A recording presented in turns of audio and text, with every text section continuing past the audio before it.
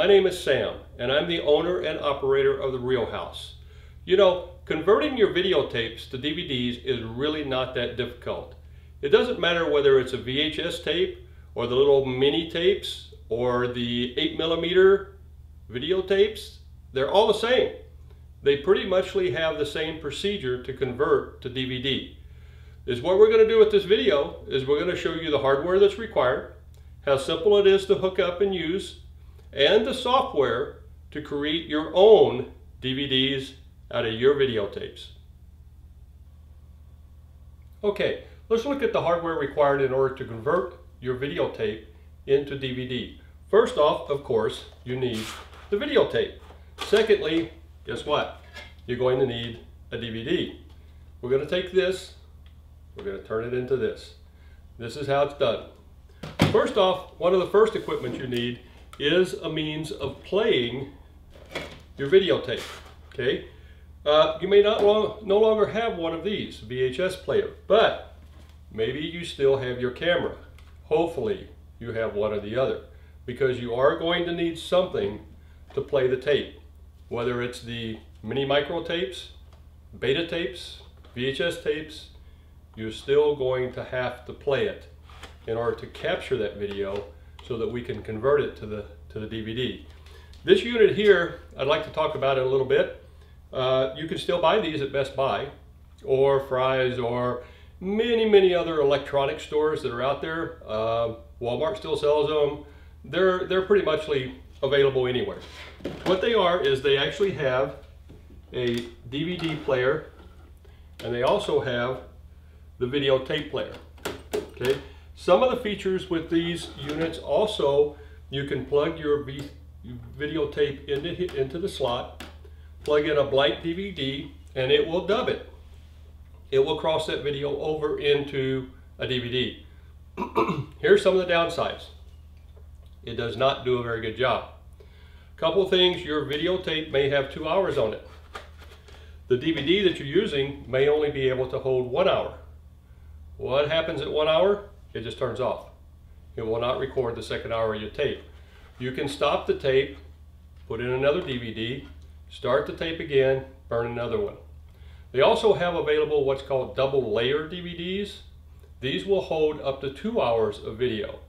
Again, what if your tape has 2 hours and 10 minutes on it? You'll lose the last 10 minutes. Also, you're going to get everything that's on the tape. What happens when Aunt Mary's using your camera? She comes along, she sets it down, and it shoots the wall for 20 minutes. You really don't need to have that, but if you use this unit, you're going to get it. Now, going into that is what you're going to do is play the video from this, or you're going to play it for this. Most of these cameras come with a very special cable. You need this cable in order to play from your camera. Typically they'll plug in, if I can get this one right, like so. Now you have the cable feed, and these are the signals that you need. You need the video, which is yellow. You need the audio, which is white and red. It's that easy to play the video. Now let's take a look at what you need next in order to get this video feed into your computer so you can capture the file.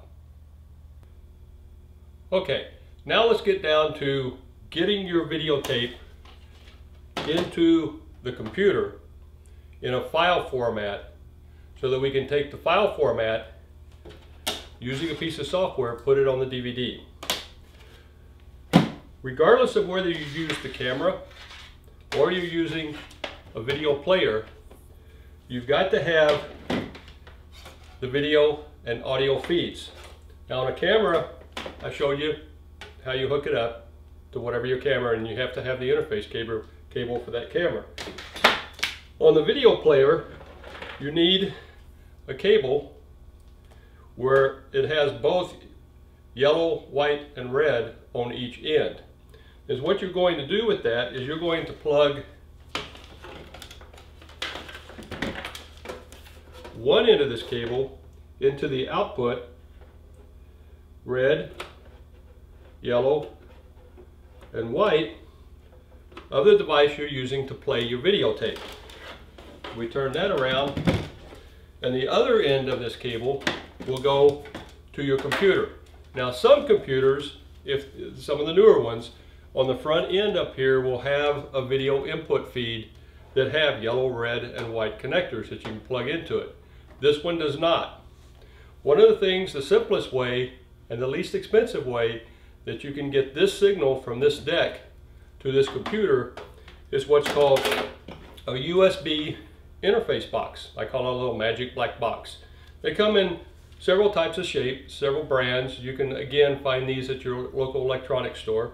But is what they have is that they have the yellow for video feed, white and red for your audio feed, plugs in the box. Now you take this other end, and like I said, you can buy them as a USB format, which the USB is going to plug into your USB port on your computer. That gets you from there to the box to the computer. This one happens to be a hardwired interface to a card. You can buy a video capture card that goes inside your computer as well. This computer is pretty well set up with that type of system, although it's a little higher end in that it has, as you can see, quite a few cables for composite feed and a lot of other signals. But basically, with this type of card, you don't even need this interface magic black box, because it comes with its own interface cable. Again, you have yellow, you have red, and you have white for your three signals. Now, hardware wise, you're set up to take your videotape, plug it into your system, your tape player, start playing the tape using the software that's in the computer, which is the next section. Start capturing that video. Once you have the hardware connected, the next step is to capture your video. Run the software that came with your video device. This is usually the easiest and simplest way to capture the video. Most of the time they'll have a red button that starts the video capture and a square black button that stops the video capture. Be sure to start your video capture before starting your videotape. This ensures that you get the beginning of your videotape. The next step is to use an editing software to create your DVD. There's a lot of software out there that can do this, but I like to recommend for the consumer that it uses Pentacle Ultimate Studio. The reason being, it's easy to learn and simple to use. So let's open this software and take a look at it. Once the software has opened, the first thing you're going to want to do is locate the files that were captured and load them into the editor. If you look up in the upper left-hand corner, you'll see a Browse folder. Go ahead and click on that, and just like you use your Windows browser, go and locate the folder and the files that were captured.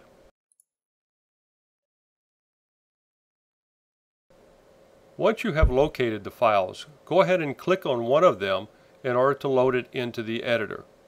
If you will look over just to the right, you'll see two little icons. One says Scenes, one says Folders. If you click on the one that says Folders, selecting it, that will pull in all the rest of your files. The next step in the process is to drag one of your files down to the timeline. This is where you'll make changes and finalize the video that you want to burn to DVD. The first step in editing is to find the true beginning of your video. We're going to want to cut that point and remove any leading edges that is not video. You do this by placing your timeline indicator at the point in which you want to cut. Then on the toolbar line you'll see a little razor blade. By clicking that, it will put a cut right where that timeline indicator is. By clicking on the section to be removed, it will be highlighted. Then pressing the delete key will simply remove it. The next step is to do the same for the ending of the video that you did for the beginning. Using the timeline indicator, you can scroll to find the true ending of your video. Scroll to that point and then cut and delete that does not belong.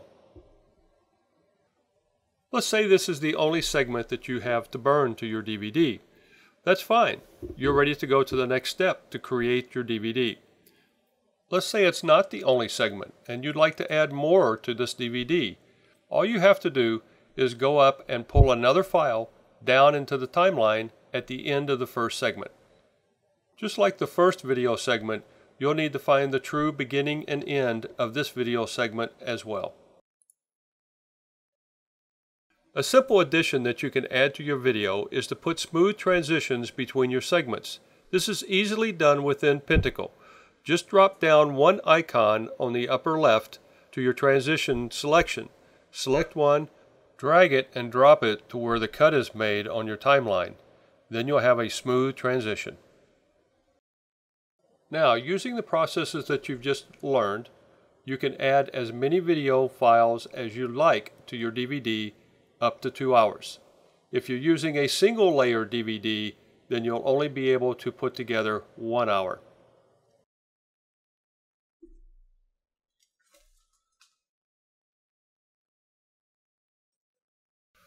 Before we get into burning our DVD, I'd like to mention another area that you should be aware of within Pinnacle. Just above the timeline, there's a little icon that looks like a camera. It's on the toolbar in the same window as the timeline.